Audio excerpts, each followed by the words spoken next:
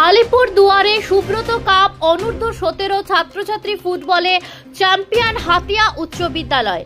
আজ 4 জুলাই 2025 আলিপুরদুয়ারে অনুষ্ঠিত হলো অনূর্ধ্ব 17 ছাত্রী Subrata cup north Bengal cluster football tournament.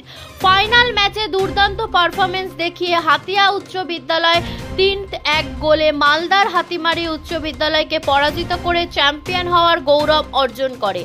Hatiya উচ্চ বিদ্যালয়ের হয়ে 2টি গোল করেন প্রীতিকা বর্মন এবং 1টি গোল করেন কাশ্মী নাগবংশী। দুরন্ত পারফরমেন্সের জন্য Pritika Barman man of the match এবং বেস্ট স্কোয়ারের পুরস্কার লাভ করেন। অন্যদিকে সেরা ডিফেন্ডারের খেতাব পান একই বিদ্যালয়ের রহিমা খাতুন। ম্যাচ শেষে বিজয়ী দল এবং সেরা খেলোয়াড়দের হাতে ট্রফি ও পুরস্কার তুলে দেন টুর্নামেন্ট কমিটির সদস্যরা। এলাকার ক্রীড়াপ্রেমীদের মধ্যে এই জয় নিয়ে ব্যাপক উচ্ছ্বাস দেখা যায়। এই জয়ের মাধ্যমে উত্তর দিনাজপুরের হাতিয়া উচ্চ বিদ্যালয় আবারও ফুটবল মাঠে নিজেদের শ্রেষ্ঠত্ব প্রমাণ করে।